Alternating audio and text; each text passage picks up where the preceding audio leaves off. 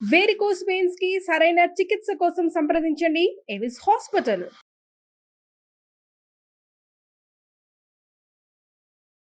నమస్తే. Welcome to Suman TV. నేను మీ Suman TV Usha.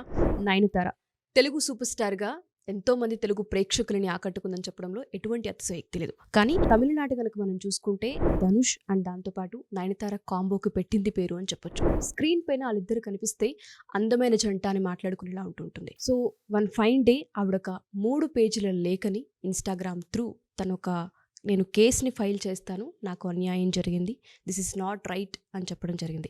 దీనికి సంబంధించిన పూర్తి విచారణ ఏంటి అండ్ దాంతోపాటు కేసు ఫైల్ చేస్తాను అనే దాకా ఎందుకు వెళ్ళింది, ఈ ఫ్రెండ్షిప్ చెడ్డానికి గల ముఖ్య కారణాలు ఏంటి అన్నది మనతో పాటు హైకోర్టు అడ్వకేట్ రవీంద్రనాథ్ గారు ఉన్నారు. ఆయన అడిగి తెలుసుకుందాం.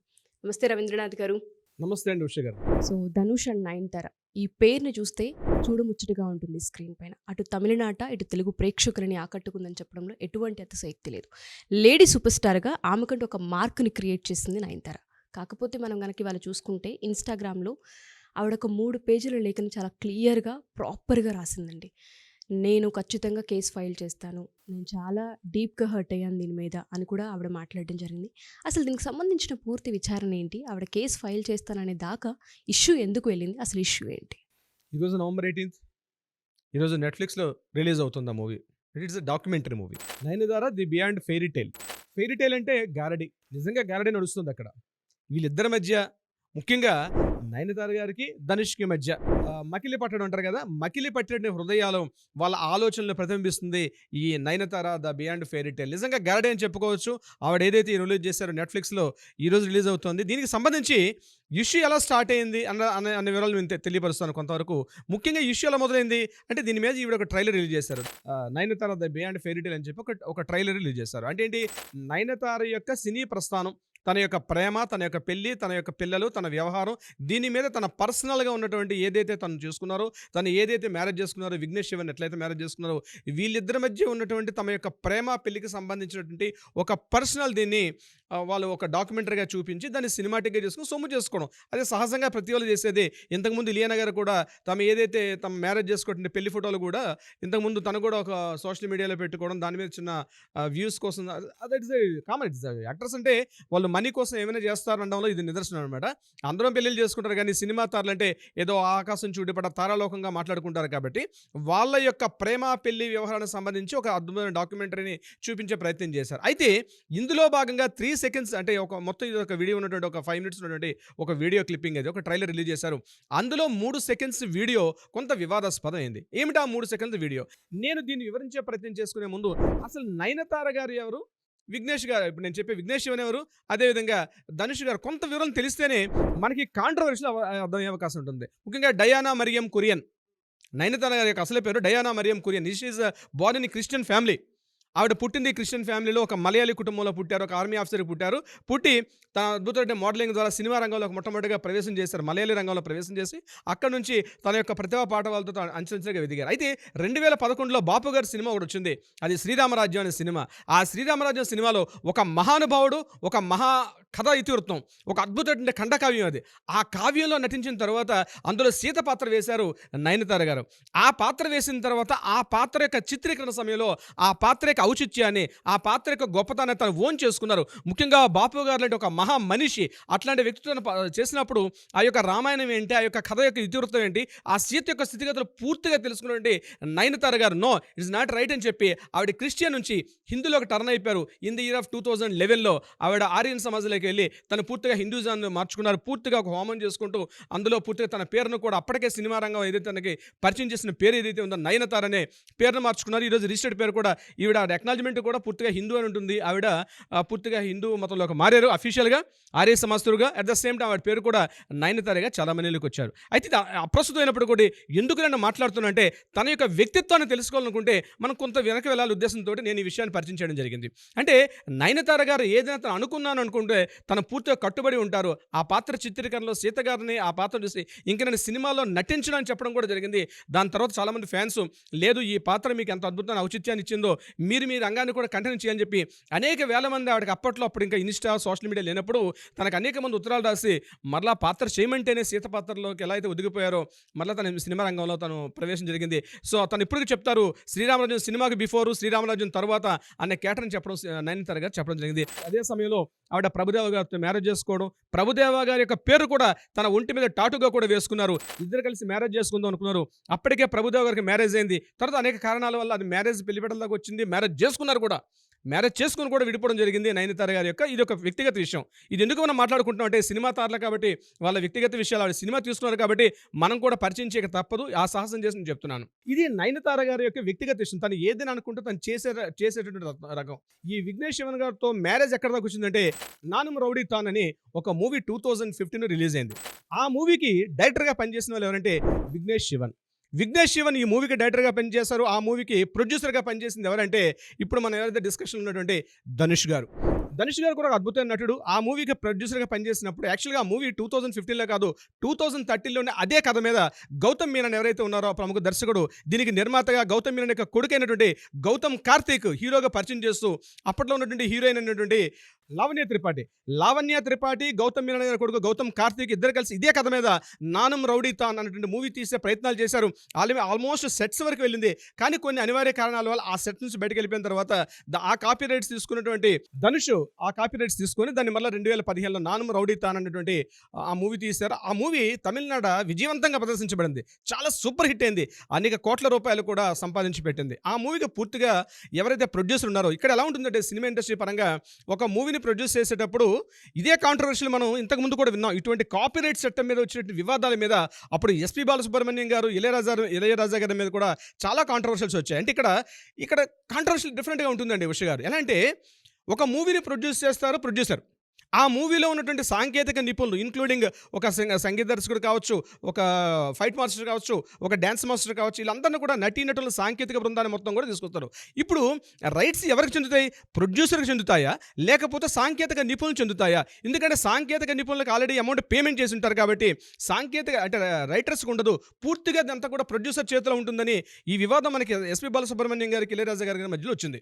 ఎందుకంటే వాళ్ళు స్టేజ్ షోస్ చేసేటప్పుడు చాలా మూవీస్లో ఇళయరాజా గారు దర్శకత్వం వహించినటువంటి మూవీస్ మీద అందులో నుండి పాటలు ఆయన స్టేజ్ షో మీద ఆయన పాడేటప్పుడు ఇష్యూ ఏం జరిగిందంటే ఇవి నేను మ్యూజిక్ కంపోజ్ చేసిన సాంగ్స్ కాబట్టి ఇది బాలసుబ్రహ్మణ్యం గారు నాకు కాపీరైట్ చెల్లించకుండా, నాకు ఇటువంటి పారితోషికం చెల్లించకుండా పూర్తిగా దీన్ని ఆయన వాడుకుంటున్నారు కాబట్టి నాకు ఇన్ని కోట్ల రూపాయలు చెల్లించాలని చెప్పి ఎంతో ప్రాణమిత్రులైనటువంటి ఇళయరాజా గారికి ఎస్పీ బాలసుబ్రహ్మణ్యం గారి మధ్య కూడా ఒకసారి మలేషియాలో 2000 I think I don't exactly right correction చేసుకోండి ఆడియన్స్.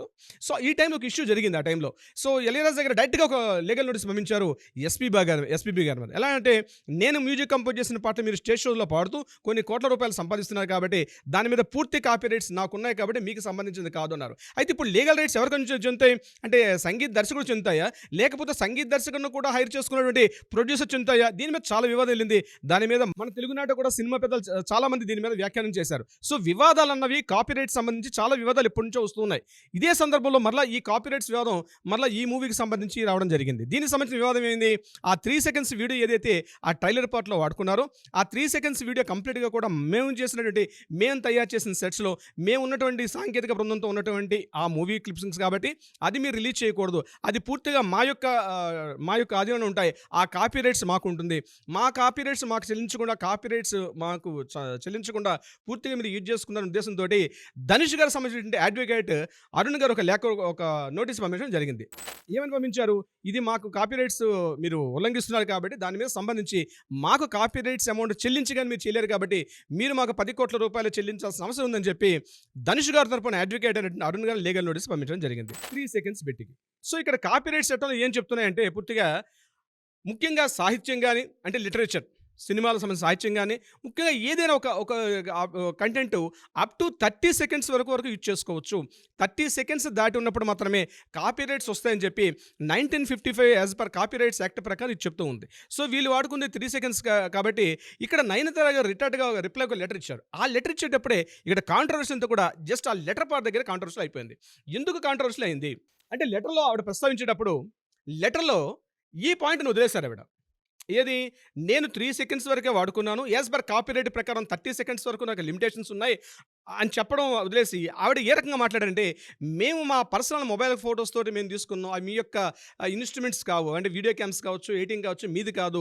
నేను ఆ షూట్‌లో వాడుకున్నాను కాబట్టి, నాకు సంబంధించింది కాబట్టి నేను వాడుకుంటున్నాను అని చెప్తూ ఆవిడ లెటర్ రాస్తూ, ముఖ్యంగా వాళ్ళ ఫాదర్ పేరు, వాళ్ళ బ్రదర్ పేరు సెల్వరాగన్ పేరు ఇంతమందిని పాయింట్ అవుట్ చేస్తూ, ఇన్వాల్వ్ చేస్తూ ఆవిడ ఒక 3 పేజీల లెటర్ రాశారు. వీలైతే ఆ 3 పేజీల లెటర్‌ని కూడా ఈ వీడియోతో పాటు ప్లే చేసే ప్రయత్నం చేయండి. అయితే ఇక్కడ ఇష్యూ ఎక్కడొచ్చిందంటే, వీళ్ళందరిని ఉద్దేశిస్తూ మాట్లాడుతూ అంతకుముందు ప్రెస్ మీట్‌లో అంటే ఈ యొక్క ఆడియో ఫంక్షన్ 2015లో జరిగినటువంటి ఈ మూవీ 'నానుమ్ రౌడీతాన్' అన్నటువంటి మూవీకి ఆ ప్రెస్ మీట్‌లో యాక్చువల్‌గా ఈవిడకి ఫిల్మ్‌ఫేర్ అవార్డ్ వచ్చింది 2016లో నయనతార గారికి ఇదే మూవీకి సంబంధించి. సో, ఫిల్మ్‌ఫేర్ అవార్డ్ అందుకునే ఫంక్షన్‌లో భాగంగా అప్పుడు ఆ రోజు నయనతార గారు మాట్లాడుతూ కొన్ని విషయాలు చెప్పడం జరిగింది. ఏమిటంటే, నేను ఈ మూవీలో యాక్ట్ చేస్తునేటప్పుడు నా యాక్షన్ పూర్తిగా ధనుష్ గారికి నచ్చలేదు. నన్ను చాలా అసహించుకున్నారు. అయినప్పటికి కూడా నేను బై ఫోర్స్ చేయాల్సొచ్చింది. ఎందుకంటే ఒప్పుకున్నాను కాబట్టి అని చెప్తే అదే సభ మీద ఉన్నటువంటి ధనుష్ గారు కొంత స్మైల్ చేసుకుంటూ వెళ్ళిపోయారు. సో, ఇప్పుడు సోషల్ మీడియా వేదికగా ఆ యొక్క క్లిప్పింగ్స్ కూడా వాడుతున్నారు చాలామంది సోషల్ మీడియా వాళ్ళు. అంటే మూవీ రిలీజ్ అయినప్పటికే కొంత కాంట్రవర్సీ అయింది. సో, ఇప్పుడు ఈ రోజు ఎందుకు వచ్చింది ఇష్యూ అంటే, ఈ రోజు ఎప్పుడైతే Nayanthara the beyond fairy tale అనేటువంటి ఏదైతే తన డాక్యుమెంటరీని తీసుకొస్తున్నారో, సో ఈ మూవీకి సంబంధించి ఆ మెయిన్ తన లైఫ్‌లో ముఖ్యంగా ఫిల్మ్‌ఫేర్ అవార్డ్ అందుకున్న ఫంక్షన్ కావచ్చు, అదేవిధంగా తన హస్బెండ్ అయినటువంటి ఈ విఘ్నేష్ శివన్ గారు కూడా ఒక టాప్ హిట్ ఇచ్చినటువంటి మూవీ కాబట్టి, ముఖ్యంగా వీళ్ళిద్దరు మ్యారిటల్ లైఫ్‌లో స్టార్ట్ అవ్వడం కూడా ఈ మూవీతో స్టార్ట్ అయింది కాబట్టి, ఈ మూవీ వీళ్ళకి చాలా ప్రైమ్ ఇష్యూ ఇన్ఫర్మేషన్ అనమాట. సో, దీనికి సంబంధించి ఎన్ఓసి ఇవ్వమని చెప్పి ఈ మూవీ మేము కొన్ని క్లిప్పింగ్స్ వాడుకుంటాం అని చెప్పి ధనుష్ గారికి నేను 2 ఇయర్స్ నుంచి నేను రిపీట్ చేసి అడుగుతున్నప్పుడు కూడా ఆయన రెస్పాండ్ అవ్వట్లేదు. అందువల్ల నేను దీన్ని పెద్దగా టచ్ చేయలేదు. అప్ టు ఓన్లీ 3 సెకండ్స్ వాడుకున్నాను అని చెప్తూ ఒక పెద్ద వృత్తాంతం రాశారు. ఈ 3 పేజీల వృత్తాంతంలో ఈ ముఖ్యంగా నయనతార గారు. అయితే ఇక్కడ కాంట్రవర్సీలు ఏమిటంటే, సినిమా రంగంలో ఉన్నటువంటి వ్యక్తులు ముఖ్యంగా తమ యొక్క మూవీ కావచ్చు, తమ యొక్క వెబ్ సిరీస్ కావచ్చు, ఇటువంటి సందర్భాల్లో ఏదో ఒక కాంట్రవర్సీకి వెళ్ళడం అలవాటు. అయితే ఈరోజు ఉన్నటువంటి ఈ కాంపిటీషన్‌లో తన యొక్క మూవీని ప్రమోట్ చేసుకునే ఉద్దేశంతో, తన ఏదైతే డాక్యుమెంటరీ ఈరోజు నెట్‌ఫ్లిక్స్‌లో రిలీజ్ అవుతుందో దీన్ని కాస్త కాంట్రవర్సీ చేసే ఉద్దేశంతో బహుశా ఇటువంటి వివాదం తలెత్తిందా అని చెప్పే కొంతమంది విమర్శకులు కూడా ఉన్నారు. ఎందుకంటే ఇది ఎప్పుడో 10 years back movie. 9 years back జరిగినటువంటి ఒక అవార్డ్ ఫంక్షన్ ఇప్పుడు జరుగుతుంది. ఎప్పుడో 2 ఇయర్స్ బ్యాక్ 2022 జూన్‌లోనే మ్యారేజ్ అయిపోయింది. సో, 2 ఇయర్స్ బ్యాక్ అయిపోయిన వీళ్ళ మ్యారేజ్ లైఫ్ స్టైలు. ఆల్రెడీ 2 పిల్లలు ఉన్నారు ఈరోజు నయనతార గారికి. ఎప్పుడో 2 ఇయర్స్ బ్యాక్ ఉన్నటువంటి ఆ లవ్ ట్రాక్‌ని అట్ ద సేమ్ టైమ్ వాళ్ళ యొక్క వైవాహిక జీవితానికి 2 సంబంధించి ఈరోజు వాళ్ళు ఒక వెబ్ సిరీస్ తీయడం, ఒక డాక్యుమెంటరీ తీయడం. దీనికి సంబంధించిన స్టోరీ ఎప్పుడు 10 years back story. 9 years back Filmfare award. ఇదంతా గతంలో జరిగిపోయిన దాన్ని ఈరోజు ఆడియన్స్ మీద రుద్దే ప్రయత్నం చేస్తున్నారా? ఇదంతా ఒక కాంట్రవర్షియల్ క్రియేట్ చేసుకునే ఉద్దేశంతో నయనతార గారు చేస్తున్నారా అనడంలో కూడా కొంత అయితే డౌట్గా ఉంది. అయితే ఏదేమైనప్పుడు కూడా లీగల్ చట్టాలు ఏం చెప్తున్నాయి అనే విషయానికి వస్తే, డెఫినెట్గా ధనుష్ గారు ఏదైతే రైట్ చేశారో ఈ క్వశ్చన్ రేపు లీగల్గా నిలబడే అవకాశం ఉండకపోవచ్చు. ఆయన సైడ్ సపోర్ట్ ఉండకపోవచ్చు. ఎగ్జాక్ట్. ఇక్కడ 2 రకాలు ఉంటాయి. హ్యూమానిటీ వాల్యూస్ వేరే ఉంటాయి, చట్టాలు వేరే విధంగా ఉంటాయి, న్యాయాలు వేరే విధంగా ఉంటుంది. చట్టం ఎప్పుడు కూడా ఏం ఆలోచిస్తుందంటే, ఇప్పుడుంటే ఇష్యూని గురించి మాట్లాడుతుంది, దాని బియాండ్ లిమిట్స్ గురించి మాట్లాడుతుంది. ఎందుకు ఇలా చట్టం చేసిన విషయం తప్పించి ఈరోజు ఈ ఇష్యూ ఏదైతే కాంట్రవర్సీ జరిగిందో ఈ కాంట్రవర్సీ న్యాయ పరిధిలోకి వస్తుందా రాదా, ఈ న్యాయ పరిధిలో ఎవరు వివాదంలో ఉన్నారు, ఎవరు ఉల్లంఘించాలనే విషయాన్ని తీసుకుంటుంది. కాబట్టి ఇక్కడ హ్యూమానిటీ వాల్యూస్, మానవతా విలువలు, మానవీయ కోణాలు, మానవతా దృక్పథాలు ఇవన్నీ కూడా చట్టాలు చాలా తక్కువ కలుస్తాయి. సంఘటన యొక్క పూర్వపరాలు, సంఘటన యొక్క స్థితి ఏమిటనే విషయంలో ఆలోచిస్తారు. కాబట్టి ఈరోజు ఈ సంఘటనకు సంబంధించి బహుశా ధనుష్ గారికి రివర్స్ అయ్యే అవకాశం ఉంటుంది. బహుశా మనకున్నటువంటి అన్ని సమాచారం మేరకు మనం చూసినట్లయితే, ఎందుకంటే 3 సెకండ్స్ లిమిట్ వాడారు కాబట్టి ఆ 3 సెకండ్స్ ఆ ఇష్యూ మీద కేవలం ఇక్కడ ఆ 3 సెకండ్స్ లిమిట్ ఆ డ్యూరేషన్ గురించి మాట్లాడదాం. కాబట్టి యాజ్ పర్ కాపీరైట్స్ యాక్ట్ ప్రకారం అప్ టు 30 సెకండ్స్ వరకు యూజ్ చేసుకునే అవకాశం ఉంది. కాబట్టి ఈరోజు ఆ డాక్యుమెంట్ రిలీజ్ అయిన తర్వాత ఎంత నిడివేగల వృత్తాంతం వాడారు అందులో, అంటే 3 సెకండ్స్ వాడారా, అబౌవ్ 30 సెకండ్స్ వాడారు అనేది. ఎందుకంటే మనం చూసేది ఓన్లీ జస్ట్ ట్రైలర్ పార్ట్. ఈరోజు కంప్లీట్ ఫుల్ లెంగ్త్ రిలీజ్ అయిన తర్వాత అందులో ఎంత వాడారు అనే దాని మీద ఆధారపడి ఉంటుంది. రేపు రిలీజ్ అయిన 10 crores వాళ్ళు కాంపెన్సేషన్ చేశారా, లేకపోతే ఏంటి వాళ్ళ విషయం అనేది, ఇద్దరు కలిసి కాంప్రమైజ్ అవుతారు అనేది, రకరకాల ఇష్యూస్ జరిగిన తర్వాత కాంప్రమైజ్ అవకాశాలు కూడా చాలా ఉంటాయి. దీని మీద ఈ యొక్క లెటర్ స్పందిస్తూ కొంతమంది ఆల్రెడీ ధనుష్తో యాక్ట్ చేస్తుంటే, కొంతమంది హీరోయిన్స్ కూడా, కొంతమంది ముఖ్యంగా నయనతార గారికి సపోర్ట్ చేస్తూ కొంతమంది ఈ ఎక్స్లో పోస్ట్ చేయడం కూడా, ట్విట్టర్లో పోస్ట్ చేయడం కూడా కొంతవరకు మనకు కనిపిస్తుంది. ముఖ్యంగా అనుపమ పరమేశ్వరన్ గారు, అదేవిధంగా శృతి హాసన్ గారు, ఇలాంటి చాలామంది కూడా ఈవిడికి వత్తాసు పలుకుతున్నారు. ఏంటంటే, మనం ప్రతి మూవీలో చేసేటప్పుడు మనకంటూ ఒక వ్యక్తిగత స్వేచ్ఛ ఉంటుంది, మన సెల్ఫ్ ఐడెంటిటీ మనం కోల్పోతూ మనం పూర్తిగా ఒక ప్రొడ్యూసర్ చేతిలో వెళ్ళడం కరెక్ట్ కాదు అన్నట్టుగా అంటారు. కానీ యాక్చువల్గా ఏంటంటే ఇట్స్ ఏ టోటల్ ఇండస్ట్రీ అండి ఉష గారు. It's total industry. అంటే ఒక మూవీని మేకింగ్ చేసేటప్పుడు ఇట్స్ ఏ ఫక్తు వ్యాపారం. It's a business. So business point of వ్యూలో బిజినెస్ ఎథిక్స్ ఆలోచన తప్పించి ఇక్కడ వ్యక్తిగతంగా మాకు ఉందా లేదంటే మీరు ఎప్పుడైతే ఒక అగ్రిమెంట్ సైన్ చేశారో అగ్రిమెంట్ సైన్లోనే టోటల్గా మీకు ఇవన్నీ ఉంటాయి దీనికి సంబంధించింది కూడా. ఇదే విషయం నయనతార గారి మీద చాలా ఇష్యూస్ జరుగుతున్నాయి. ఎందుకంటే నయనతార గారి మీద 2020 అనుకుంటాను ఒక పెద్ద ఇష్యూ వచ్చింది. నయనతార గారు అప్పట్లోనే చాలా 6 crores వరకు డిమాండ్ చేస్తుంటారండి ప్రతి మూవీకి. అట్ ద సేమ్ టైం తన వ్యక్తిగత అవసరాలు ఏవైతే ఉంటే కార్వాన్ కావచ్చు, లేకపోతే తనకు వచ్చినటువంటి బాడీ గార్డ్స్, తన security, at the same time తన హస్బెండ్తో కలిసి తను తిరుగుతున్న టూల్ అనేది అంతటా కూడా ఎక్స్పెండిచర్స్ అంతా కూడా టోటల్గా ప్రొడ్యూసరే బేర్ చేయమని చెప్పి నయనతార గారు డిమాండ్ చేయడం. ఆ టైంలో ప్రొడ్యూసర్స్ కమిటీ, ముఖ్యంగా తమిళనాడు ప్రొడ్యూసర్స్ కమిటీ టోటల్గా నయనతార గారిని బ్యాన్ చేసే పరిస్థితి కూడా వెళ్ళడం మనం చూసాం ఆ టైంలో. సో ఇష్యూస్ అనేవి జరుగుతూ ఉంటాయి, ఇవన్నీ కూడా కామన్గా. అయితే ఈ రీసెంట్గా ఉన్న ఇష్యూ మీద ఆ నయనతార గారు రాంగా, ధనుష్ గారు రాంగా అన్నది చట్టం అయితే ఇప్పుడు అందిన మన ఇన్ఫర్మేషన్ ప్రకారం అయితే నయనతార గారు సపోర్ట్గా ఉంది. బట్ రేపు ఇది కంప్లీట్గా ఈ రిలీజ్ అయిన తర్వాత అందులో ఎంత నిడివి, ఎంత టైం లెంగ్త్ ఉన్నటువంటి క్లిప్పింగ్ అన్న దాన్ని బట్టి బేస్ చేసి ఉంటుంది. కాబట్టి ఇక్కడ నా వ్యక్తిగతంగా నేను కెమెరా తీసుకెళ్ళి నేను షూట్ చేసుకున్నట్టే డెఫినెట్గా వర్తించదు. ఎందుకంటే ఒక ప్రొడ్యూసరు తను ఫెయిల్ అవుతుందో సక్సెస్ అవుతుందో తెలియదు కాబట్టి డెఫినెట్గా తను అమౌంట్ పెట్టాడు కాబట్టి he has a complete right in the as a producer కానీ కంప్లీట్ రైట్స్ ఉంటాయి. ప్రతి క్లిప్పింగ్, ప్రతి ఈవెన్ సెకండ్ కూడా ఆయన ఇన్స్ట్రుమెంట్స్ వాడతాం కాబట్టి డెఫినెట్గా ఆయనకే ఆ వర్త్ ఉంటుంది. ఉష గారు చూద్దాం సార్, ఎందుకంటే మూవీ రిలీజ్ అయ్యేదాన్ని బట్టి అసలు కాల పరిమితి, టైం పరిమితి ఎంతవరకు వాళ్ళు వాడారు అన్న దానిపైన డిపెండ్ అయి ఉంటుంది. ప్రస్తుతం ఉన్న దాన్ని బట్టి కనుక చూస్తే కొంతవరకు వీడికి సపోర్ట్ కనిపిస్తూ ఉందన్నది వాస్తవం. ఏదేమైనా వెయిట్ చేద్దాం సార్ దాని గురించి. Thank you sir, thank you so much. Thank you so much Usha గారు.